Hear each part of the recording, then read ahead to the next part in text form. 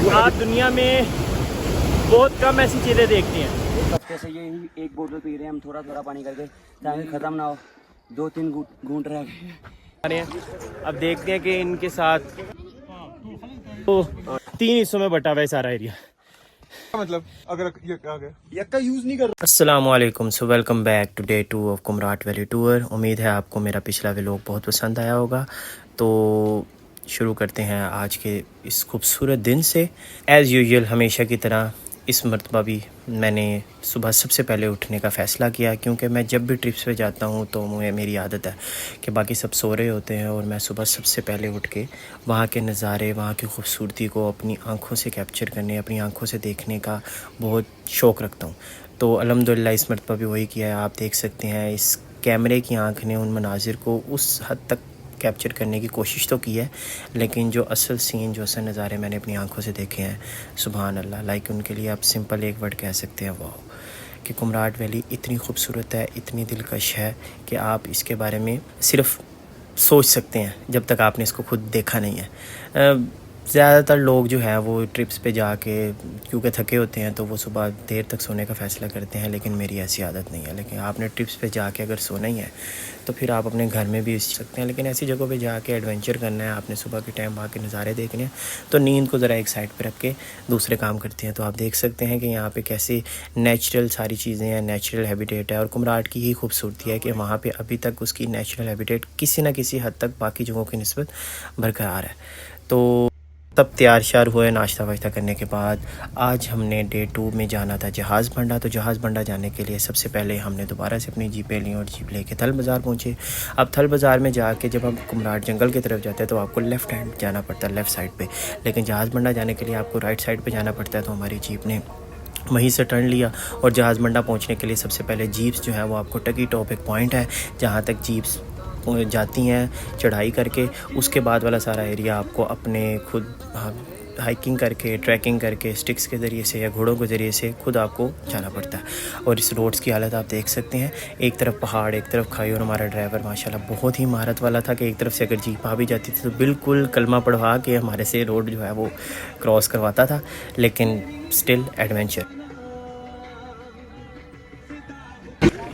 So finally after 1.5 घंटे की जीपिंग के बाद, इतने ऑफ रोड से ट्रैक करने के बाद फाइनली टकी टॉप पे पहुंच चुके हुए हैं। मौसम देख सकते हैं आप कितना बेहतरीन है, हर जगह बादल, पहाड़, खूबसूरत वादी। और यहाँ से इंशाल्लाह ट्रैक करके हम जाएंगे ऊपर जहाज़ बांडा की तरफ। ये देखें यहाँ पे, ये हमारा पूरा ग्रुप, ये सारे लोग हमारे ये हमारे साथ जा रहे हैं।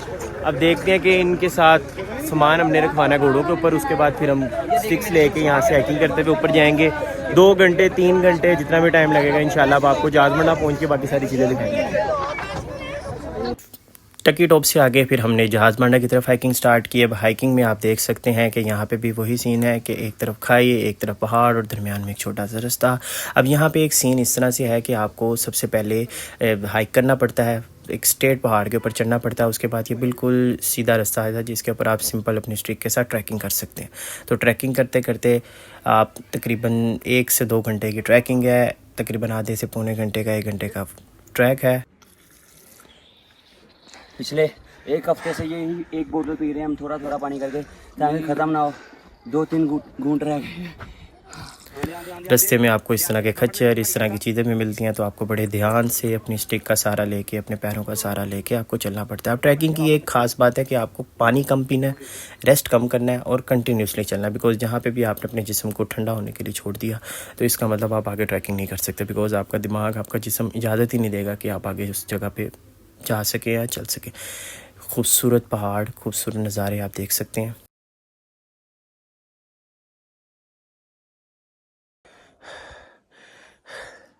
After a tiring hiking of almost 3.5 hour, finally पहुंच गए हैं। वो आपको नज़र आ रहे होंगे सामने होटल। थोड़ा सा रास्ता ही रह गया बस, बाकी ऊपर पहुंच के आपको बाकी सारा दिखाते हैं। रास्ता आसान भी है, मुश्किल भी है। स्टार्टिंग इसकी मुश्किल है क्योंकि स्टार्टिंग में बिल्कुल स्ट्रेट पाथ है, तो वहाँ पे आपको हाइकिंग करनी पड़ती है। उसके बाद जो रास्ता है वो ट्रैकिंग है, सांस चढ़ा हुआ, आपको पता लग रहा होगा। ये जो लास्ट लास्ट जो ये पार्ट है अब ये है हाइकिंग का अगेन, लाइक 2-3 हिस्सों में बटा हुआ है सारा एरिया।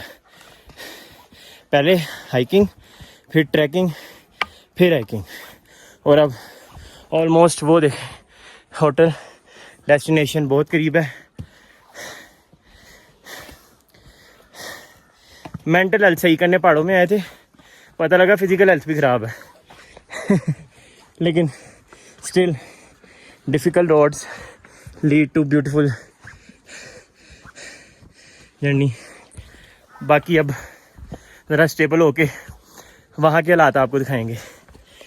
फाइनली जिसका था इंतज़ार वो शाहकार आ गया, तो हम जहाज़ बांडा अपनी डेस्टिनेशन पे पहुँच चुके हैं। देख सकते हैं कि क्या ही खूबसूरत जगह है। हम इंतहाई खूबसूरत मौसम के अंदर वहाँ पहुँचे थे, और वहाँ जाके क्योंकि मैं सबसे पहले पहुँच गया था, 1:10 में हमने हाइकिंग स्टार्ट की थी और 3:10 में मैं पूरे ऊपर पहुँच गया था। मेरे बाकी ग्रुप्स वाले थोड़ा सा लेट आए थे, लेकिन मैं जल्दी पहुँच गया था। और वहाँ पहुँच के आपके सामने ये खूबसूरत नज़ारे, ये खूबसूरत सीन्स वहाँ पे मैंने कैप्चर किए। सुभान अल्लाह, लाइक आप सिर्फ़ इन चीज़ों को जो है वो टीवी पे या मोबाइल पे या आप अपने सोशल मीडिया साइट्स पे देखते जब आप रियल में ऐसी जगह पे पहुंचते हैं तो वाकई आप इस चीज़ को बहुत प्रेज़ करते हैं। तो हमने भी वहाँ पे अपना टाइम गुजारा। वो सामने लाल वाला जो आपको नज़र आ रहा है, यहाँ पे वो हमारा होटल है।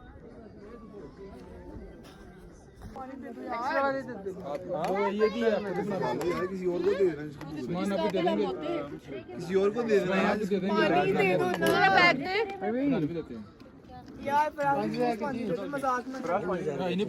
अच्छा जी, तैयार श्यार होने के बाद अपने होटल में सामान वगैरह रखने के बाद दोबारा से कपड़े वगैरह चेंज किए, और अब हमने जाना था नीचे कुंड बांडा।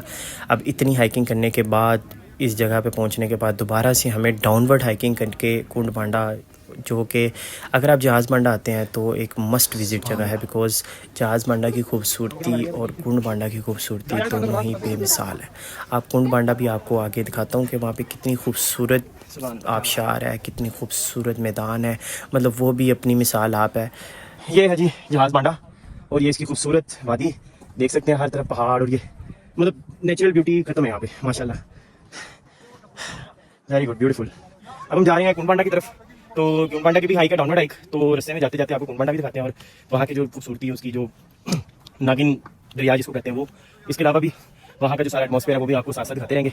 तो इंशाल्लाह मिलते हैं बाकी जाके आपसे। तो हम सारों ने दोबारा से अपने स्टिक्स को अपने हाथ में लिया और दोबारा से अपने सफ़र को जारी रखा कुंड बांडा की तरफ।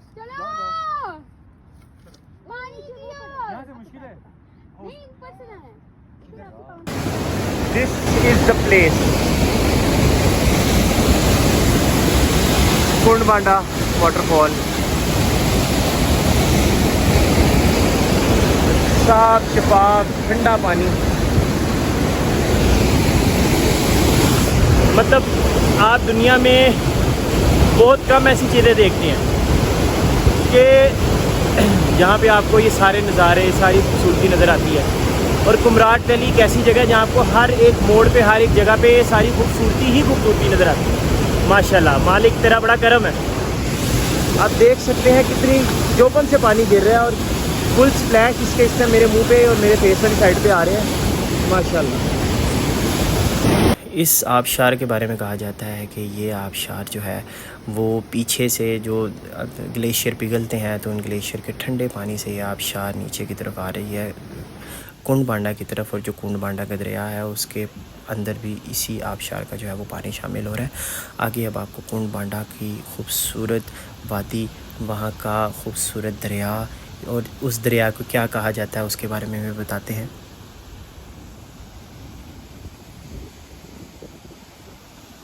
ये जी हम फाइनली कुंड बांडा पहुँच गए, और कुंड बांडा के इस दरिया का, जिसका मैंने आपको बताया था, इसको कहते हैं जी नागिन दरिया। जब आप ड्रोन शॉट से या ऊपर से, पहाड़ के ऊपर से इसको देखते हैं तो ये आपको बिल्कुल एक सांप की तरह बल खाता हुआ दरिया नज़र आता है, जो कि ना तो इतना गहरा है, ना तो इसका पानी इतनी स्पीड में होता है, लेकिन स्टिल इसके जो बल खाते हुए सारे जगह हैं वो आपको इस वीडियो में भी हल्की फुल्की नज़र आती होंगी कि एक जगह से स्ट्रेट है फिर घूमता है, यानी एक बिल्कुल शाम की तरह यह हिचकोले खाता हुआ अपनी मंजिल की तरफ रवाना था। और यहाँ की खूबसूरती भी आप देख सकते हैं, मतलब जहाज़ बांडा की खूबसूरती तो अलग थी, लेकिन यहाँ की खूबसूरती भी आप देख सकते हैं कि अपनी मिसाल आप है। नमाज असर का टाइम हो रहा था तो हमने कहा चलो जी सूरज जगह पे पहुँच चुके हैं तो दरिया के पानी से वज़ू करके नमाज़ भी पढ़ लेते हैं।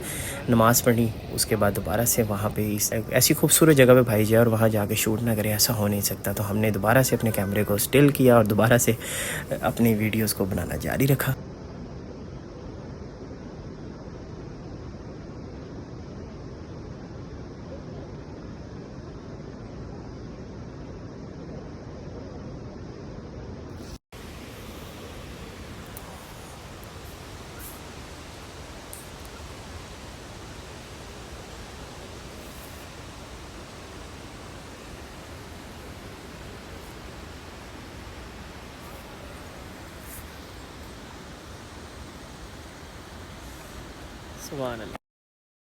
इसी दौरान में हमारे बाकी सारे लोग भी पहुंच चुके थे, तो हमने कहा इस खूबसूरत वादी में क्यों ना एक ग्रुप फ़ोटो ही ले ली जाए।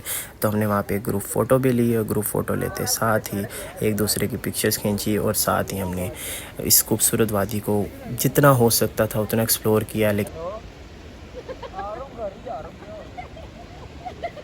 वन पिले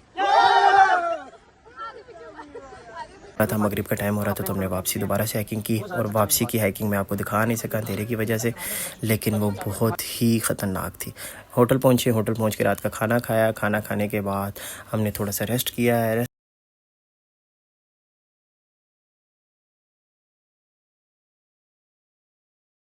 करने के बाद the most waited thing of this whole tour, bonfire किया।